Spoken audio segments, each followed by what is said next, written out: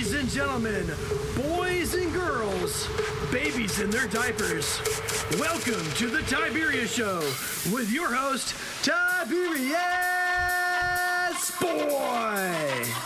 That's me, Tiberius. Today, we're going to talk about some very awesome stuff. We have a video about crafting swords, a book about a boy that does not want to go to magic school, and we have a totally awesome guest. Today we have the one, the only, the amazing Edward Payson. Edward is a filmmaker and director that loves retro video games. Thanks for having me. I'm very, very excited to get into it. You're welcome. And today, we're going to start off with the video game of the week, and this is going to be a swing.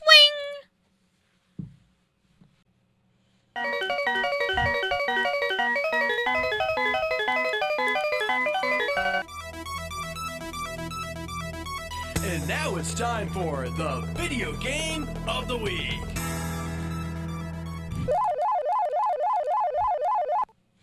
Today's video game is Sword Factory X. This game is made by Top Tier Games. Because it's on Roblox, you are able to play it on PC, Mac, Xbox, and even your cell phone. And it is free! Top Tier Games has made of 5 developers, and this is their only game, but it is awesome. In fact, this is an ungraded version of the Sword Factory game from a few months ago. Okay, so first I'm standing there looking at a conveyor belt and you start it up. It takes some iron and makes a level 1 sword. You have to push the button to make each sword. Then it drops it down and sells it. It does this all automatically. As it earns money, I can upgrade stuff like the conveyor to make it faster. After level 10, I don't have to push the button anymore because it can do it automatically. You can upgrade an enchanter to add special effects to the weapons, and use an appraiser to determine the value of the item. You can also upgrade the polisher and the classifier. Each upgrade adds to the value of the sword that you are making. You can intercept the item before it is sold and take it to your inventory. After a few levels, you can go on an island and test it out against mobs. At first, it looks boring, but then I got my first legendary item. Now, this was a game changer. If you die to a mob, your stuff drops on the ground and other players can take it from you.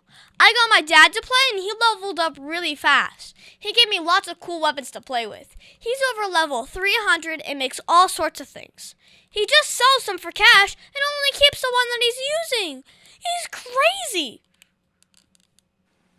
Well, I give Sword Factory X 9 out of 10 stars because I liked upgrading my conveyor belt to make super powerful weapons. But it was more fun than the original Sword Factory game because the mobs were not as hard to get started and the graphics were way better. Over 40 years, Lighthouse Central Florida has provided education, independent life skills, and job training to thousands of Central Floridians who live with blindness or any degree of vision loss. Whether it's picking out clothes in the morning or just moving around your community and serving Orange, Seminole, and Osceola counties, contact Lighthouse Central Florida at 407-898-2483 or visit them online at lighthousecfl.org. And now it's time for the book of the week, Magisterium, the Iron Trial. This book is written by Holly Black and Cassandra Clare. Let me to the back of the book. In fact, Edward, would you like to do the honors? Definitely. Cal has no idea what he'll be up against in the Iron Trial, but he knows that if he passes the test, he'll become the student of the magic at the Magisterium. Only, all his life, Cal has been warned to stay away from the magic, so he tries his best to do his worst, but fails at failing. This is an AR book that is worth 13 points. That's a lot of points. It is rated for 5th grade and 6th month. This is a great book about magic. This is about a school that is just for kids that have magic abilities. So this book is about a kid named Carl. His dad remembered a long time ago, Carl was the only survivor from the magic attack that killed his mother. So he does not remember her. His dad was supposed to teach him about magic, but instead spent his time telling him not to use it and to try his best not to get noticed. Every year, kids with good skills are brought into tests to see if they have magic skills, and if they do, they go to a school just for them. Who's better at magic, Cal or Call or Harry Potter? Who wins? Call. Call wins. Why does he win? It's in like the 5th book, okay? It's in the 5th book, I'll tell you that. What about Call or Voldemort? Call, definitely. Wow. Now is it darker, or is it in the same tone of like a Harry Potter that like little kids and adults could like it? It's mainly for adults, but it's in the mid-range, so young adult. Very cool. Well, Call's dad does not want him to go and tells him to fail every test. The tests are different and each features a type of element. Earth, air, water, fire, and even chaos are all tested. Each time Call tries to fail what was asked and instead does the exact opposite, which accidentally uses magic in the wrong ways. This gets the attention of the headmaster, who decides to train Call himself. I thought it was crazy that everyone knew about Call's mother and how she died except for him. This created some issues in school since he did not want to be there, plus there were some other kids who wanted to go and he took their spot. Well, I really liked when Call made a ball turn into fire when trying to fail the test instead of using air to move the ball. Well, I give the Magisterium the Iron Trial 7 out of 10 stars because I really liked the magic in the story, but had a hard time with the details in the beginning about the murder of his mother. And now it's time for our interview of an interesting person. Today's guest is going to be so much fun. Today we have the one, the only, the amazing Edward Payson! Edward is a filmmaker and director that loves retro video games. I don't actually just love retro video games. I'm obsessed with retro video games. Especially so first up, graded retro video games, which is talked about in my new documentary for kids and adults and everything called Rarity, Retro Video Game Collecting in the Modern Era. Wow. So first off, how are you enjoying being on the show? I think it's really, really fun. I've never done anything like this, and I really, really enjoy it. So you are a director that made a documentary about video games. What got you started in making films? So when I was around your age, actually, I got a family camcorder, and I would go around at Christmas. They kind of my family would hand off the camera to me and say, go film things. And that's what I did. And rarely did I actually film, the family Christmas. I would film my action figures, doing wrestling moves to each other, or I would, film things other than Christmas. And I just, from then on, kind of just got more and more serious about it and more professional about it until in high school I decided that I wanted to move to California and be a filmmaker. Wow. So what are the type of films that you like to make? So I started off with horror movies just because they're very, very cheap to make. You don't need like a, famous actor or anything like that. Really, there's a built-in audience. But I found myself leaning more towards documentaries. So at this point, I've done 3 documentaries, Rarity being my latest documentary. And I'm actually working on another one at the moment as well. Wow. Well, what is it called? The new one is called In Search of All American Massacre, the Lost Texas Chainsaw Massacre film. Wow. So is filmmaking a really good business to be in? It really just depends on yourself. Some people don't succeed in filmmaking because they're not tenacious. They're not self-starters. So what that means is a lot of people really have to be told what to do to be able to do things. And with filmmaking, you really can't be like that. You have to be someone who is ambitious, someone who is able to come up with your own ideas, execute those ideas, and not take no for an answer. Like if you don't have any money, you still have to make a film. If an actor shows up or doesn't show up to set, you have to figure out, how to not waste that day. So there's a lot of things that goes into being a filmmaker, but mostly it's just the people who are ambitious and the people who have follow through, the ones who make it. That is true. So how do you plan out what you're going to make a film about? Really, it's just the things that interest me. So I'm a huge retro video game person, so I made a movie about retro video gaming. And then also I made a horror movie about retro video games as well, about a haunted Sega Genesis game. So really it's just about what actually like makes me happy, the kind of movies I like to watch, I want to try and replicate and make myself. Mm-hmm. Well, how long does it take to direct and make a film? So documentaries typically take a little bit longer than a feature film for the actual shoot part, but then the feature film takes a little bit longer in the post-production part. And what that means is post-production is the editing process. Yes. So a feature film probably takes anywhere from 14 to 21 days to shoot, whereas a documentary probably takes anywhere from half a year to a year to shoot, because it's multiple different locations, multiple different subjects. You're working around a lot of different people's schedules. But then when it comes to the actual editing of both, documentaries tend to go a little bit quicker because there's less special effects and music and all that kind of stuff. That's true. Now, you made an award-winning documentary called Rarity, Retro Video Game Collecting in the Modern Era. What made you want to switch from horror to a documentary? Really, it's just because I was doing so much horror, and I wanted to kind of test myself and test to see what I could do outside of the horror genre. And lo and behold, I really liked documentaries. I actually started with my first documentary, which was a documentary about three bands trying to make it in Los Angeles, called Unsigned. And I loved it so much that I then made one that was really, close to my family. We had a family friend who passed away from sickle cell anemia. And before he passed away, he was writing a script for a horror film that he wanted to make with his friends, my brother being his best friend. So I decided to make a documentary about, his name was John, John's friends making this film in his honor. And that one won a bunch of awards as well. So then I was like, hey, what can I do that's more mainstream that will get the maximum amount of people, wanting to take a look at it? And video games was the next logical step for me, especially being such a fan as I am.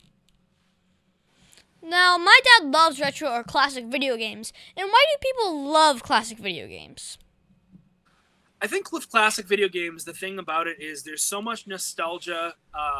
With parents like to pass things down to their children, especially, parents who might not have the capabilities of passing down, a home or a bunch of money when they pass away. So True. They want to, leave something behind, for their family. And I think as far as gameplay goes with retro video games, you don't need any kind of tutorial or anything like that, like you need for Halo or any of the newer games. You kind of just pick up the game and you immediately, with 2 buttons, know how to play. Now, do you download games instead of getting a cartridge? Do you think that is better for gamers or worse? I think it's better for gamers. I think it's worse for collectors, because collectors are all about, the box and the manual and having the complete game that you can look at on a shelf. But as far as for playing, it's great for the people who want to play games. Yeah. But even for collectors, the thing about collecting, I have a graded game right here. So with a graded game, you don't ever get to open this again. It's a collectible that's just stuck in this, and they put a grade on it. And what digital games does is makes it so even if you have a game that you have graded, you're still able to play it on an emulator. True. So from all your research, what did you think was the main reason people would collect all the old games when they would just use an emulator?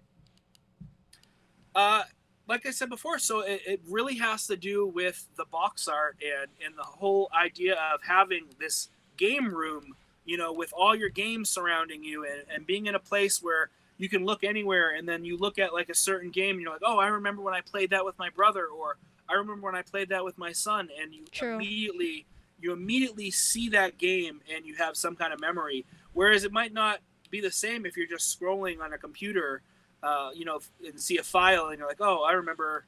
I guess I remember that file.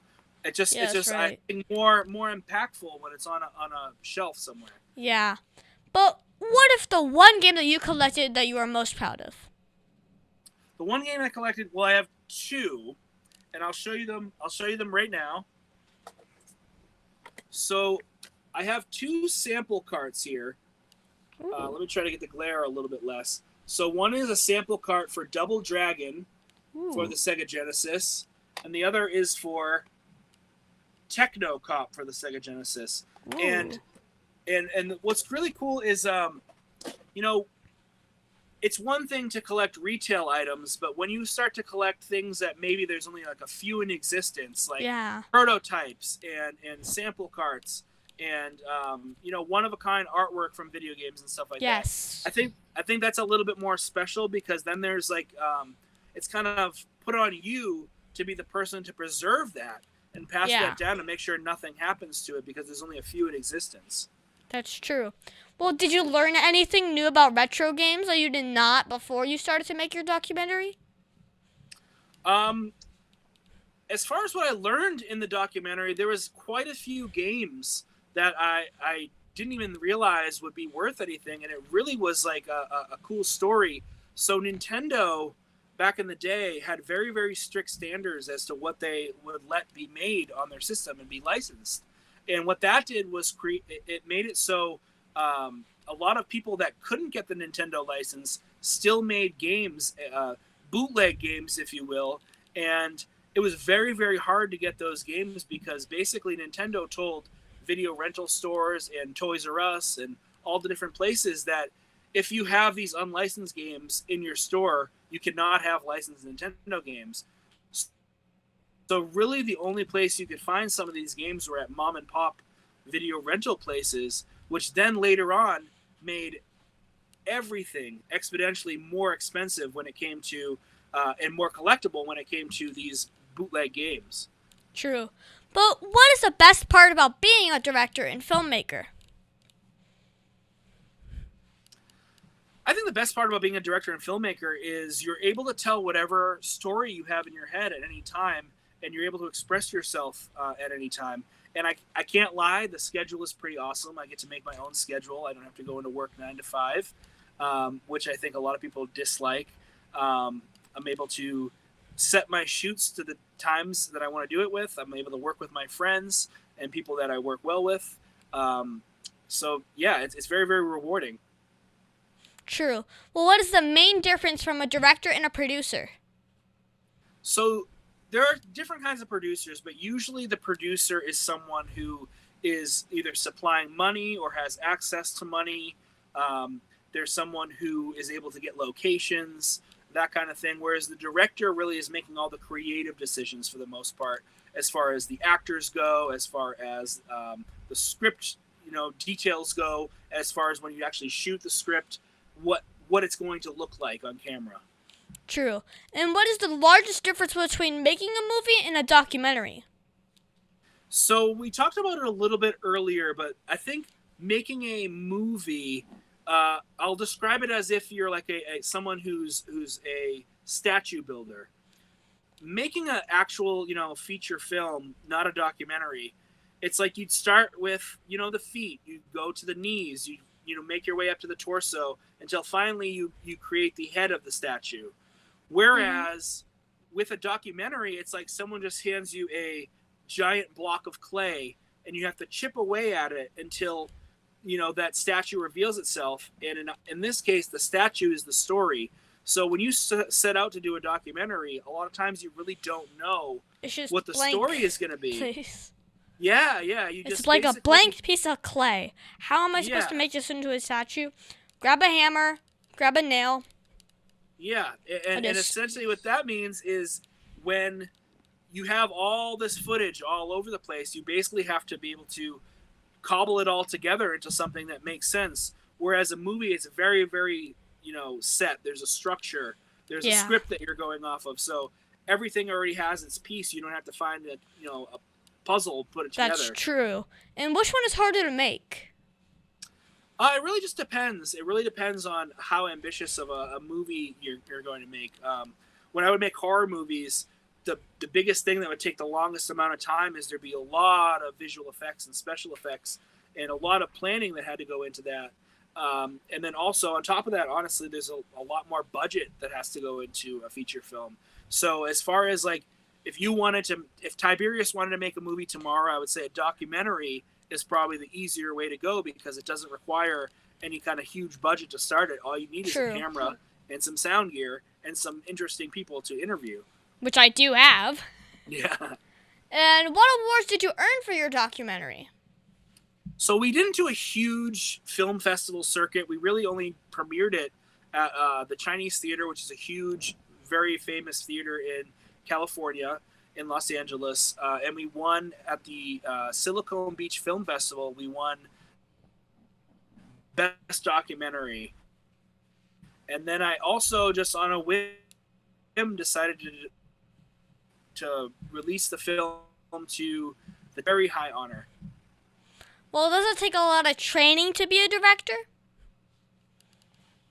I think back in the day, it definitely required a lot of training because, there really wasn't like YouTube and Skillshare, places like that where you can kind of learn at your own pace and at your own time and not be tested on it and not be rushed. I definitely was in the part of time where YouTube was just starting, so there wasn't a lot going on with YouTube yet. And I wish I was born like 3 years after, so then like I could just kind of get most of my education from YouTube, honestly. Well, what was the most interesting thing that you have learned from all the projects that you have worked on? I think the most interesting thing that I've learned is not every crew is the same. You have to basically get to know the people that you're working with, because sometimes there'll be problems, not with the people, but basically there will be communication problems if you're not on the same page with a crew, or if you just assume that people are going to act the same from one movie to the next. I think every single film has its own set of perfect people that can come together, and before you start the film, finding those people will help the film thrive in production. And that is true. Well, what's the hardest part about being a director? I think the hardest part about being a director, especially when it's your full-time job like it is for me, honestly, is so I do commercials as well. I've directed over 300 commercials for people all over the world. And honestly, the hardest thing is sometimes chasing down your paycheck from people. It seems like there's a lot of people that when it's time to start, paying, they're on vacation, or I'm not getting a payment for a few weeks, or they just don't, respond at all. So it's like I have to be my own like, bill collector essentially. So it's almost like a second job on top of being the creative person. Okay. Well, what was the craziest thing that has happened while you were doing your job? So I have two things. One thing that happened was I was on set, and it was a mafia movie, and there was a part where an actor was supposed to use brass knucks, which are, if you don't know Tiberius, they're hard. Brass knuckles. Yeah, brass knuckles. And he was far enough away so he wasn't going to actually hurt the person in front of him. And he was supposed to be like interrogating someone, a little rough interrogation. Yeah. Unfortunately, he got too close and ended up hitting the actor in the nose with the brass knucks. And his nose just exploded on set, and he didn't want to stop. He wanted to keep the film cameras rolling and then basically say that it was special effects later. And they actually got an award for special effects because they thought it was a fake effect that happened on set, but really he had just a busted nose. And then the second one is cool. The second one was when I was filming Rarity. I was doing a remote interview, like we're doing this remote right now, and I guess the person that they had hired for this remote interview who was doing the lighting was kind of inexperienced, and I was just talking to the person I was interviewing, and then all of a sudden the light that he was the light just burst into flames in his game room and almost burned down his game room. So they had to come in with a fire extinguisher. It made a huge burn in the carpet. So yeah, very, very crazy. Wow. Well, what was the one thing that when you started being a director that you did not expect? So when I first started, I thought it was going to be very, very easy. I thought I was going to go to film school, and then right when I got out of film school, I was going to be hired for a huge film and be the next Spielberg. But really, it's about hard work. There's a lot of struggle. There's a lot of having to put yourself out there. I myself used to be a very introverted person where I didn't like to talk on the phone. I didn't like to go to like, mixers or parties or anything like that. And you find yourself having to do those kinds of things in the directing world. It's called smoozing, to get in people's good graces, to get on people's radar, to get people interested in what you have to offer. True. Well, what was the one thing that you think would make your job easier? I wish that I could afford an assistant to handle all the stuff like, chasing down payments or scheduling or the emails back and forth. I wish I really could just focus on the creative aspect of everything. Okay. Well, what was the greatest challenge with most filmmakers that are dealing with today? I think a lot of people are under the impression that you need a ton of money to make a film. So a lot of them, and a lot of that comes from education they got in film school, because a lot of film school teachers are teaching you things from 10 years ago when they were, True. Making films. Now they've quit making films and they're teaching. So these people kind of tell you, you need money to make a film, and this is how you get money, etc. And don't make low budget films because no one will take you seriously. Whereas True. it's almost complete opposite now, because cameras and sound equipment are so accessible. Expensive. They're not expensive now. They used to be expensive. That's you true. You can make a 4K movie on your iPhone. And it can look cinematic, and you can buy lenses for it and stuff. Whereas Wow. before you actually had to have a film camera. You have to have stuff like this, where you had to pay for rolls and rolls and rolls of film, and they cost like thousands of dollars to develop. So even for like a 20-minute film, it probably costs you $5,000 to develop the film.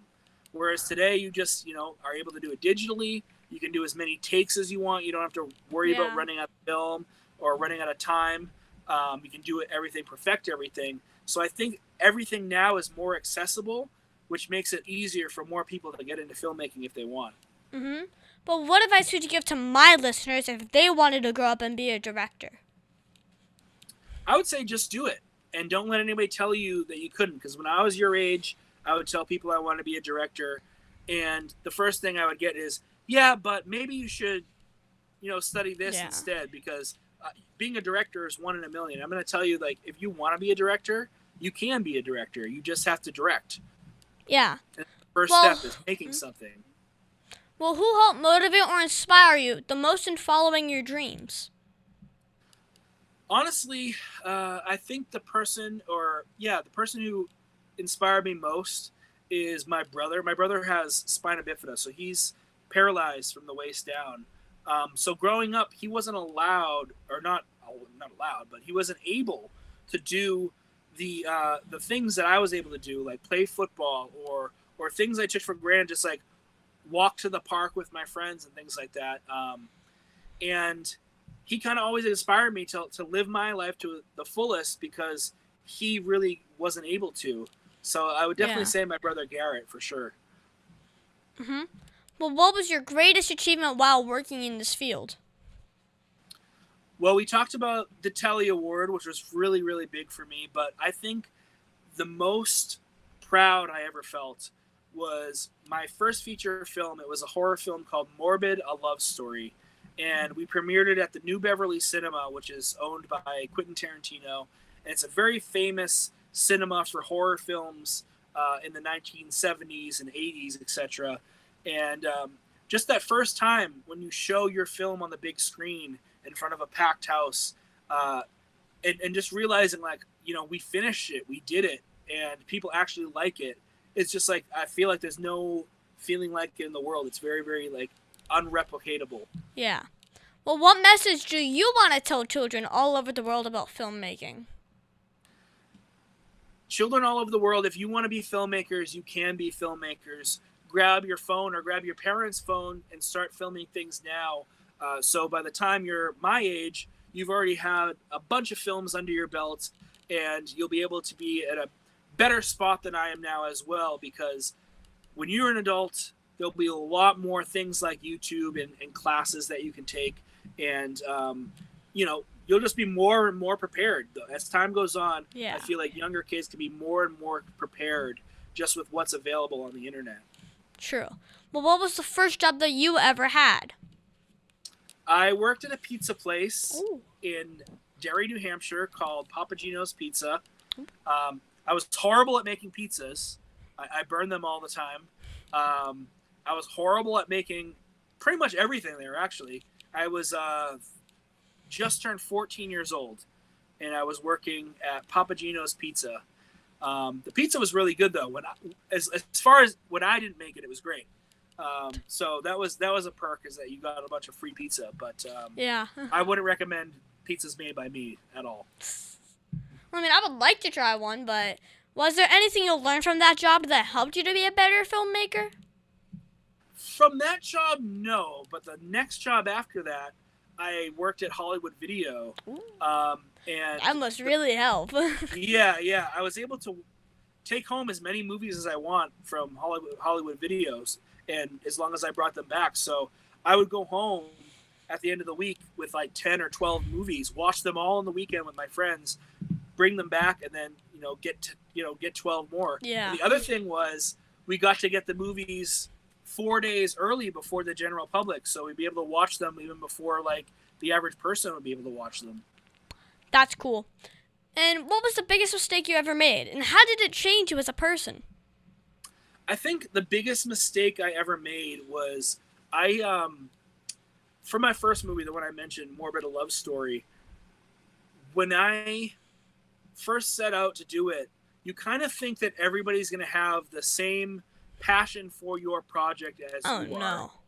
Yeah, you learn that you're going to be the only person really that has the level of passion for a project. Everybody else is going to have some passion, but you're going to be the person who needs to drive the thing along. And I got some people involved who were very, very talented, but they just were not motivated. So for a long time, I had for instance, I had an edit that took a really, really long time because the person who was editing it wasn't really motivated to edit it.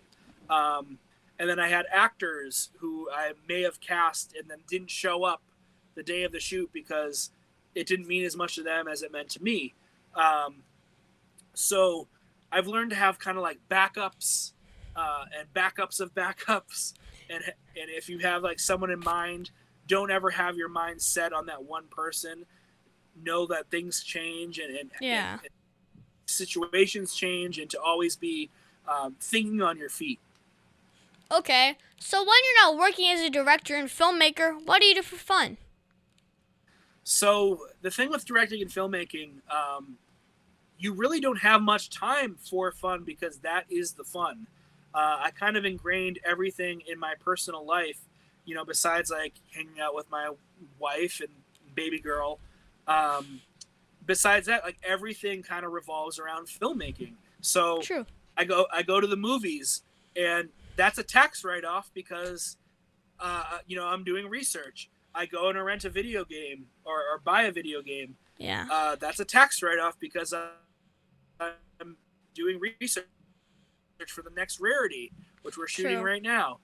So we know that you love playing video games yourself, but what is your favorite game to play? So my favorite game, I have it right here. It's for the Sega Genesis, and it's called Gunstar Heroes. And the reason I love this is because it's the first game that I ever got for the Sega Genesis. It's by a company called Treasure, who only made a few games. It was a very small company, but I remember playing this for hours and hours and hours with my little brother. And then when my little brother and I weren't playing it anymore, I remember introducing it to my little cousin, and then him and I playing it forever. And then I also planned on introducing it when my daughter's old enough and playing for hours and hours and hours with her. But it's like a run and gun type of game. Some people might know it to go hand in hand. Oh yeah, that's gonna be my dad all the way. People who like Contra will like this game. Really, really fun. And it had a sequel on the Game Boy Advance, which is extremely, extremely hard. It's called Gunstar Superheroes. But besides that, there was never another sequel made. This is the only one that was ever made, and it was for the Sega Genesis. Cool. Well, what's your favorite book to read? So my favorite book I ever read was Robert Rodriguez's filmmaking book. It was called Rebel Without a Cause. And, Rebel Without a Crew. Ooh. And basically it was about low-budget filmmaking. And it kind of set me on this journey to read all the low-budget filmmaking books I could. I read Lloyd Kaufman, who'd made The Toxic Avenger. He owns a studio in New York called Troma, which is they make really, really, really low-budget things, and they've been doing it for 30-plus years. So they have a knack for doing things cheaply. Wow. I read something by Sarah Caldwell called Splatter Flicks, which is specifically about making low-budget horror films with little resources. But it taught you like how to cast the film, how to do your own special effects, how to get people interested in your film. So, most of the books I read, again, have to do with filmmaking. Yeah. Okay.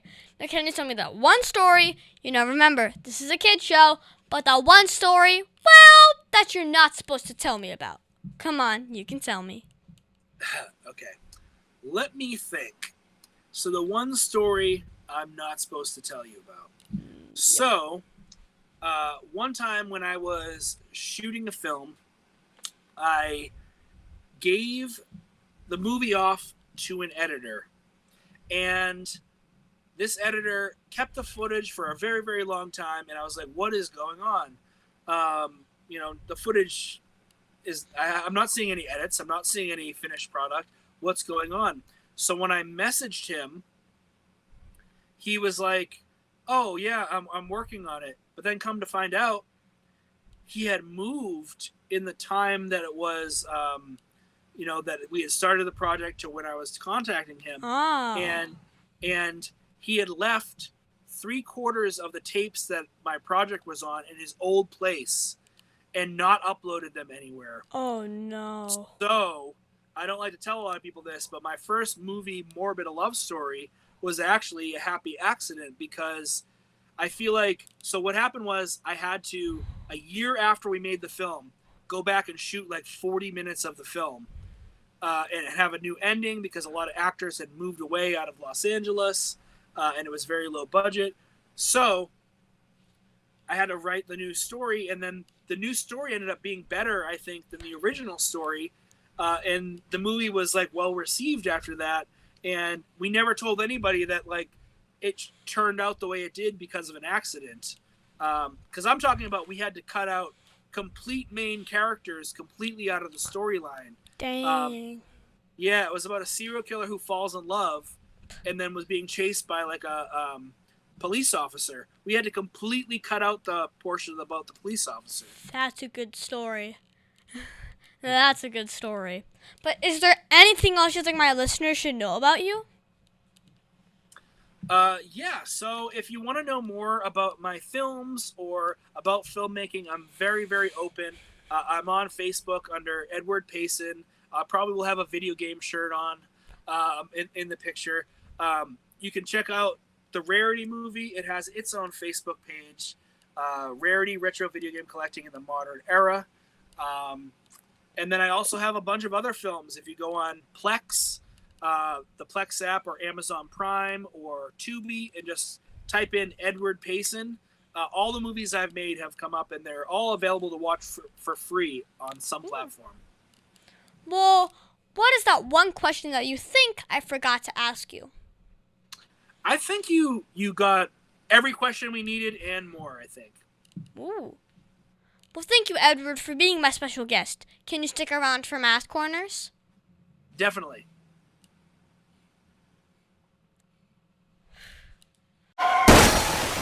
See David Smith Law.com. You can call him at 407-801-2667. Wait, you are not Chuck. My dad can help when people get hurt. He loves to help people.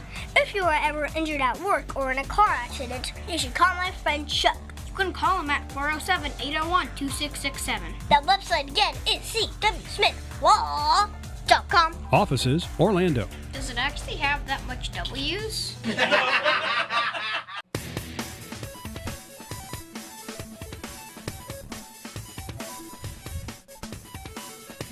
Tiberius's favorite subject, it's Math Corners! And now it's time for Math Corners. Thank you so much, Edward, for helping me with Math Corners. This week, we're going to talk about some more multi-step word problems. You know my dad loves showing me how math can be used in the real world. Well, today, we're going to talk about shopping. Ooh, shopping. So, Trisha and Malia went to the mall with their mom. Trisha spent $15.60 on a pair of sunglasses. Malia spent $29.80 more than Trisha on a new handbag. Their mom spent 2.5 times as much as Malia on an espresso machine for their kitchen. How much money did their mom spend on the espresso machine? It's a lot of money. Yeah. Well, this is a real-world situation. Well, because people do love to shop at the mall, but normally they know the prices that they are paying. So first, we have to figure out how much Malia spent. You can do that by just adding the $15.60 to the $29.80, which will give you $45.40. Next, we have to take that amount and times it by 2.5, and that would be, use paper and pencil to log this one. That would be $113.50. So it looks like the espresso machine is pretty dang expensive. Definitely. So Edward, do you not know about solving multi-step word problems? I got to be completely honest. When I was your age, I was absolutely terrible at math. It was my worst subject. Luckily, I was able to solve some multi-step word problems back then. I was able to just kind of skate through. Today, I don't have much multi-step word problems to do. And I think the biggest lie I ever got from my teacher was, you're not always going to have a calculator on you. And, lo and behold, we have a cell phone, so we always have a calculator on us. So That's true. Well, my teacher said that I would use math every day. Do you use math while working as an award-winning director? I probably use math without even knowing that it's math. I mean, you have to worry about shutter angles. You have to worry about shutter speed. You have to worry about using certain f-stops, which are numbered based on, if you're shooting outside or shooting inside. So there's a lot of numbers. Is it math? I mean, it's numbers, so is it math that you use on a daily basis while making movies? True. Well, thank you so much, Edward, for your help with Math Corners.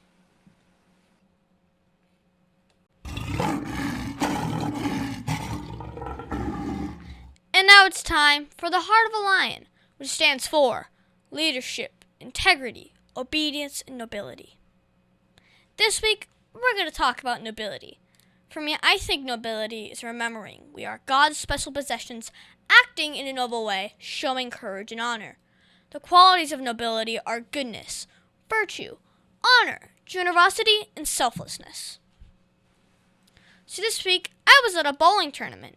I was in Sarasota, and my mom had to take time off of work and get a hotel for 3 days. I got my highest score ever of 204 while at practice. She made sure I got to practice the lanes, and this was very generous with her time and money. I know she is my mom, but she can decide what she wants to do with her time. And 3 days is a lot of time for a bowling tournament. Thank you, Mom. So, Edward, did you see or use nobility at all this week? Actually, I saw it just yesterday. Yesterday, I was at the DMV, Department of Motor Vehicles, for 3 or 4 hours, and it was packed. I mean, every seat was full, and there was one man who had a broken leg, who was, had crutches, and he was sitting there, and there was no seats left. And a nice old lady came in, and he still got up and gave the old lady his seat, even though he had a broken leg and it was very, very uncomfortable. And he probably stood up for another 40 minutes before he was helped. So just the sacrifice of giving the lady his seat Wow. Well, of all of the Heart of the Lion virtues, which virtue do you think my listeners should learn about the most? I think sharing. I think you should share and be sharing, and that's not just with physical items, but being able to share, your thoughts, your feelings. I think too many people keep what they're feeling inside, and I think that the world will be a better place if people are more open to sharing and communicating. Well, we should always try and be lion strong in everything we do, shouldn't we? Definitely. And that's our show, folks. I want to thank the one, the only, the amazing Edward Payson for being on my show. And it has been so much fun talking with you today. I think we learned a lot about filmmaking and why people love retro video games. Thank you so much for having me. It was really an honor, honestly. You're welcome. And also, you can find me on Facebook and Instagram at The Tiberius Show. And please be sure to visit The Tiberius Show on YouTube and like and subscribe and also ring that bell. And also, be sure to listen to us next week on The Tiberius Show with your host, Tiberius